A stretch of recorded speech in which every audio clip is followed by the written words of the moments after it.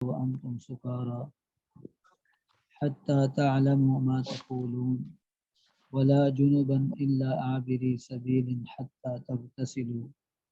وإن كنتم مرضى أو على سفر أو جاء أحد منكم من الغائط أو لامستم النساء فلم تجدوا ماء فتيمموا صعيدا طيبا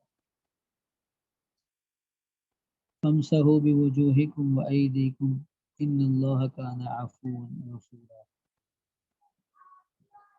يا أيها الذين آمنوا ایمان والو لا تقربوا الصلاة نہ تم قریب جاؤ نماز کے وانتم اس حال میں کہ تم سکارا نشے کی حالت میں ہو نہ تم نماز کے قریب جاؤ حتیٰ یہاں تک کہ تعلمو تم جان لو تمہیں علم ہو جائے ما تقولون جو تم کہہ رہے ہو جو تم بول رہے ہو اس کا تمہیں علم ہو جائے سمجھ آ جائے کہ میں کیا بول رہا ہوں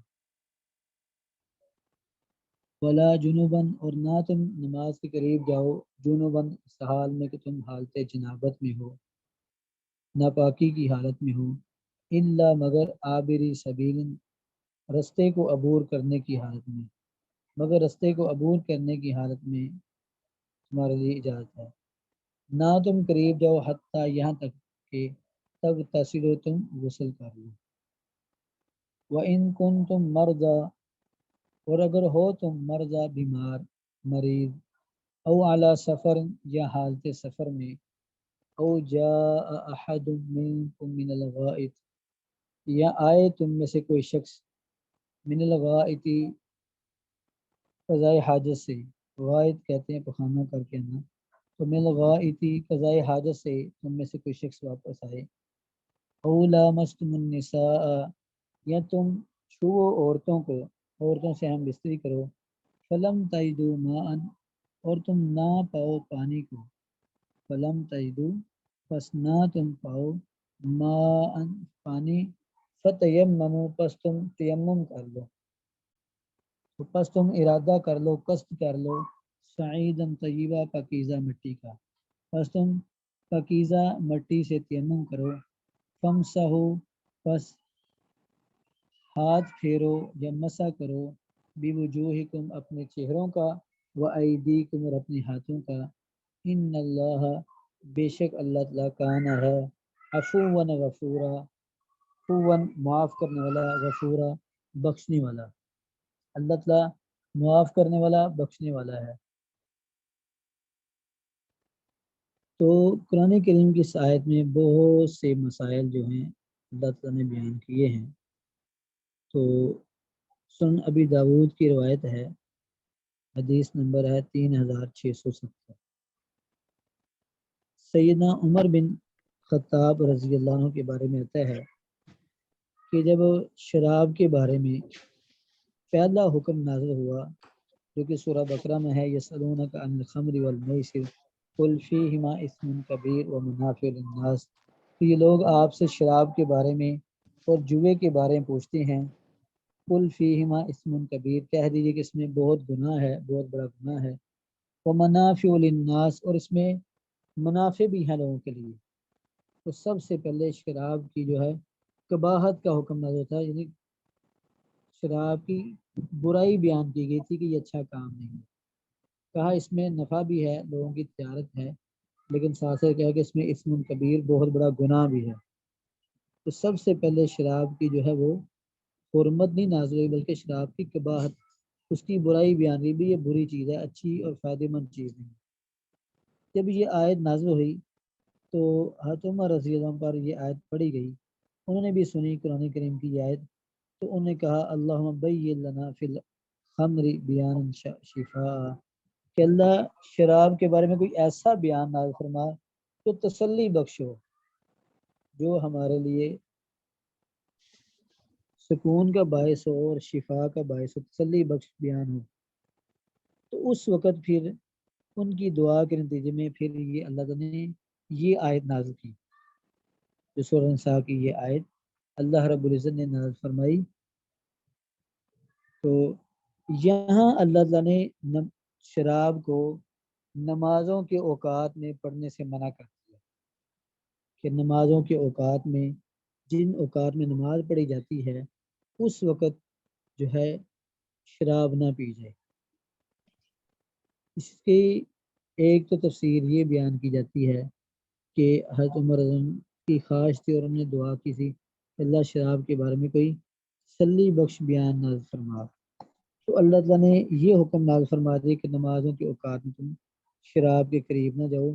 تم نشے کی حالت میں جب ہو تو پھر نماز نہ پڑھو۔ جب حضرت عمر نے یہ اس آیت کو سنا تو پھر انہوں نے یہ دعا کی اللہم بین لنا فی الامر بیانا شفاء، کہ اللہ کوئی تسلی بخش بیان اس سے ہمیں تسکین حاصل ہو جائے، تو مزید اس سے بہتر حکم نازل ہونا چاہیے۔ انہوں نے دعا کی،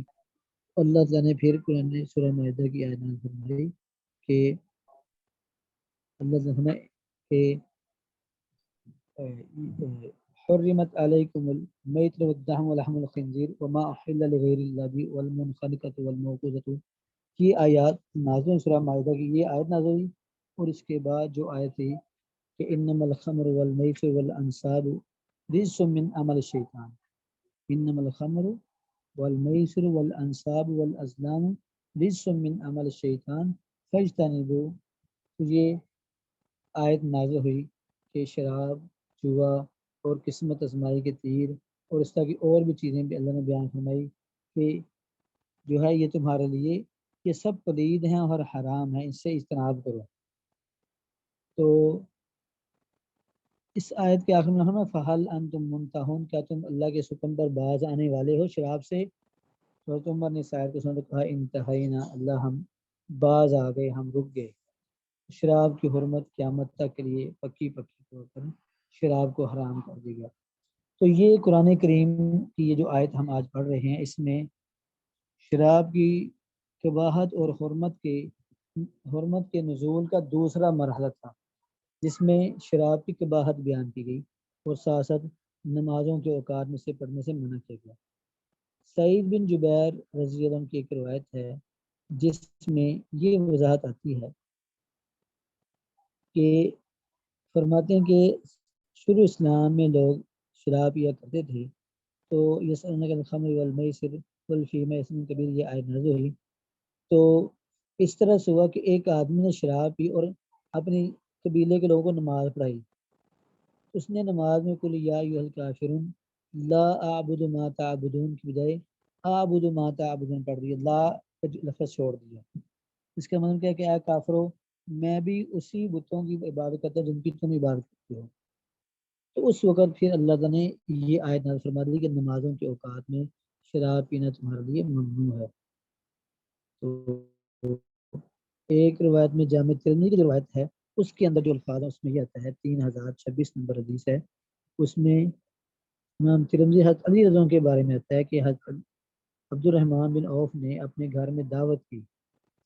تو حضرت علی رضی اللہ عنہ بھی وہاں گئے، تو وہاں انہوں نے کھانا وغیرہ کھلایا، بعد میں شراب پلائی گئی، نماز کا ٹائم ہو گیا تو انہوں نے حضرت علی رضی اللہ عنہ کو آگے کر دیا، تو ان سے نماز کے پڑھنے میں غلطی ہوئی اور انہوں نے یہ الفاظ کہے، تو اس وقت اللہ تعالیٰ نے اس کی حرمت کو نازل فرما دیا کہ نمازوں کے اوقات میں تمہارے لیے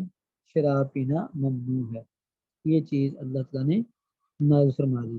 تو اس سے یہ پتہ چلتا ہے کہ حالت نشہ میں انسان پر نشے کا غلبہ ہو، اس کے حواس قائم نہ ہو، اس کے لیے عبادت کرنے کی اجازت نہیں ہے۔ حتیٰ کہ ایک حدیث میں آتا ہے کہ نبی علیہ السلام حضرت زینب رضی اللہ عنہ کے گھر میں گئے، اپنی بیوی حضرت زینب رضی اللہ عنہ کے گھر میں گئے، تو ان کے گھر میں دیکھا کہ چھت کے سارے ایک رسی لٹکی ہوئی تھی،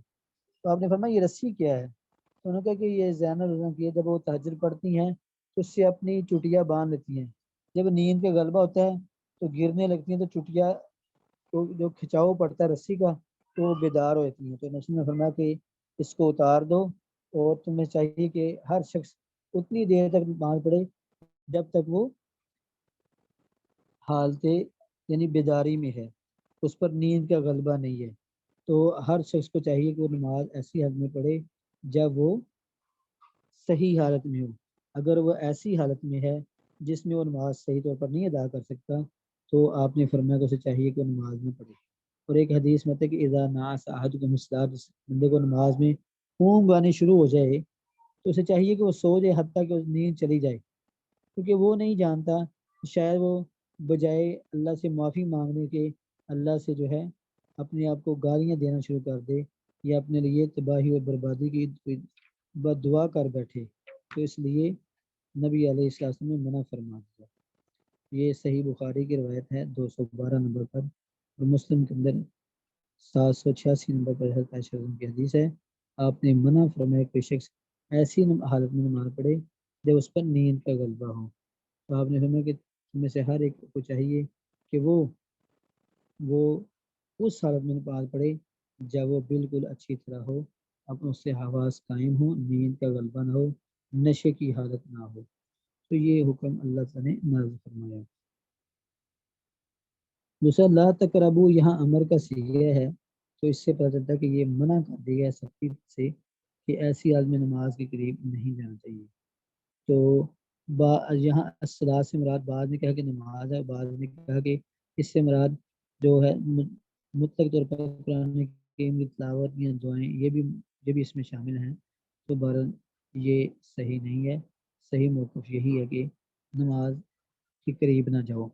بعض نے تیسرا معنی سے یہ بھی اخذ کیا ہے کہ الصلاۃ سے مراد یہاں مواضع الصلاۃ، نماز کی جگہ مراد ہے، جہاں نماز پڑھی جا رہی ہو وہاں نشے کی حالت میں نہ جاؤ۔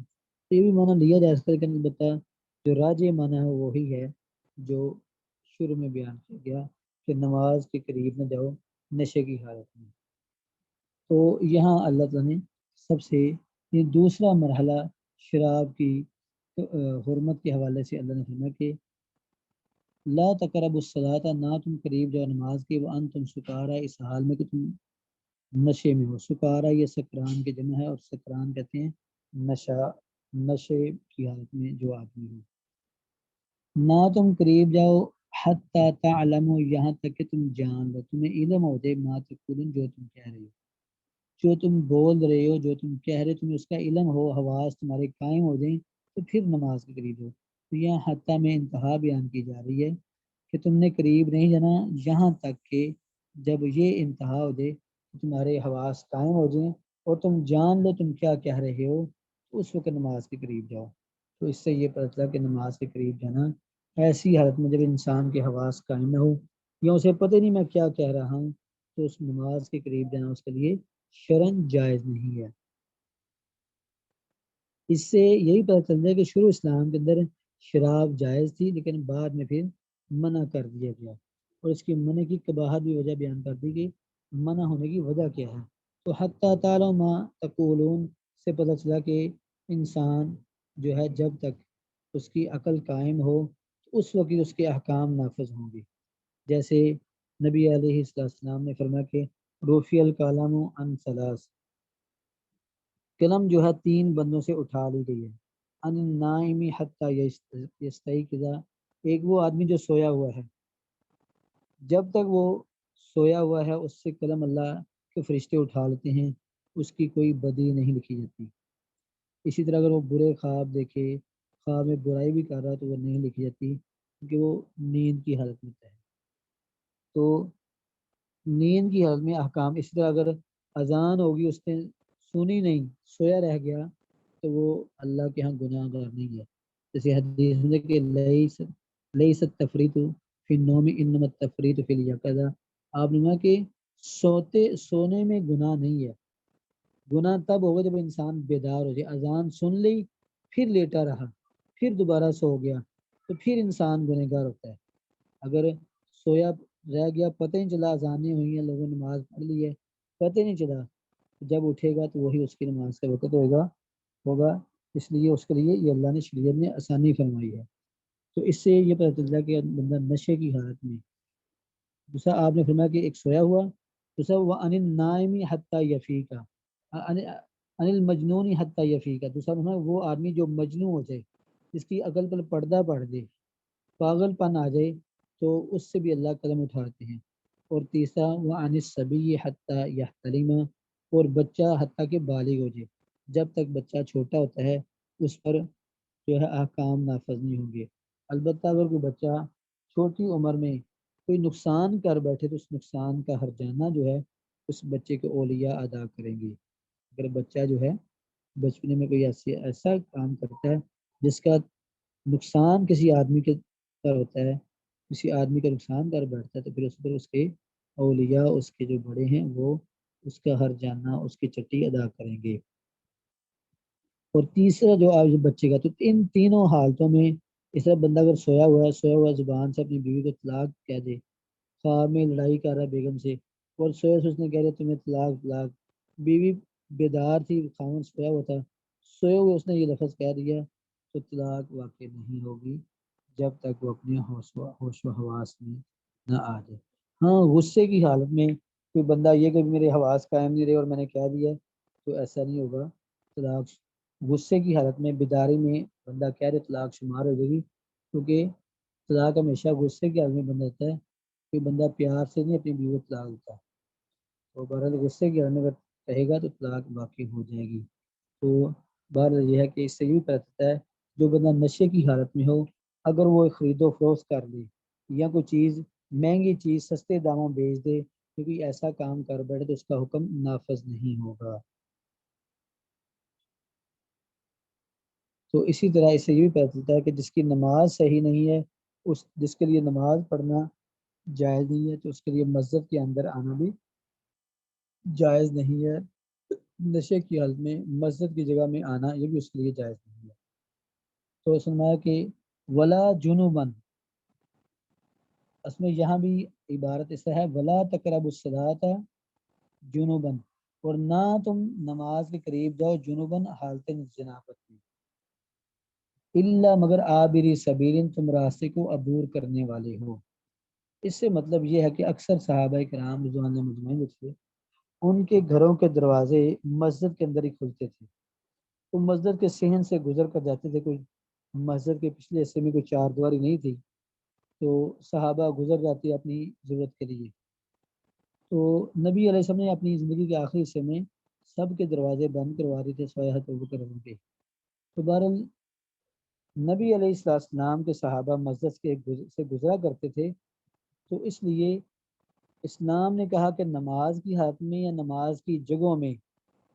نہ نشے کی حالت میں جانا چاہیے اور نہ حالت جنابت میں جانا چاہیے۔ حالت جنابت میں بھی نماز پڑھنا جائز نہیں، نہ نماز پڑھنا جائز ہے، نہ مسجد میں جانا جائز۔ الحمد للہ احل المسجد لحائض ولا لجنوب، آپ نے فرمایا یہ حدیث اپنے معنی کے اعتبار سے کمزور ہے، لیکن قرآن کریم کی ان آیات سے اس کی تائید ہوتی ہے۔ آپ نے فرمایا کہ میں مسجد کو نہ کسی جنبی آدمی کے لیے اور نہ کسی حائضہ عورت کے لیے جو مینسز کی حالت میں ہو، اس کے لیے مسجد میں آنا حلال نہیں قرار دیتا۔ اس لیے فرمایا کہ ولا جنوبن، اور نہ حالت جنابت میں تم نماز کے قریب جاؤ، الا مگر عابری سبیل، تم راستے کو عبور کرنے والے نہیں۔ اگر کوئی بندہ جنبی ہوگا اور مسجد سے گزر کر اس نے پانی لینے جانا ہے، یا مسجد میں طالب علم سوئے ہوئے تھے، کسی کو احتلام ہو گیا، تو اس کو چاہیے کہ مسجد سے اٹھ کر باہر چلا جائے،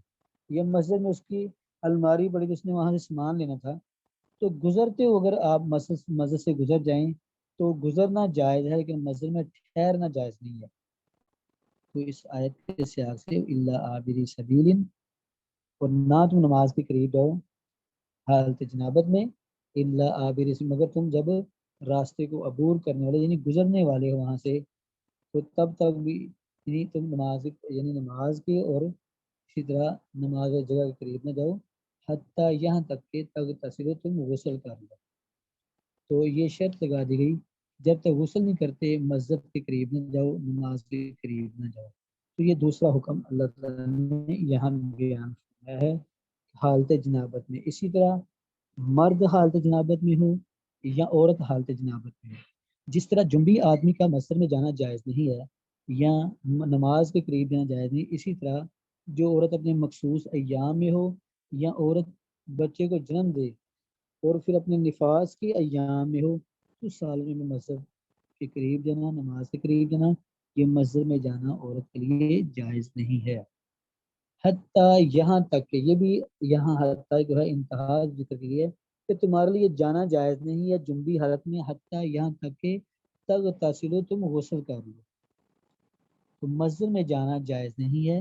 جنبی آدمی کے لیے، یا نماز پڑھنا جائز نہیں ہے یہاں تک کہ تم غسل کر لو۔ ایک حدیث میں ہے کہ جب تک کسی گھر میں جنبی آدمی ہو یا عورت مخصوص ایام میں ہو تو وہاں فرشتے نہیں آتے. تو یہ بھی ایک روایت میں تھا. اس سے پتہ چلا کہ مرد یا عورت کو چاہیے کہ جب جو ہی پاک ہو جائیں تو کوشش کرے کہ جلدی غسل کر لیں. اگر کوئی مرد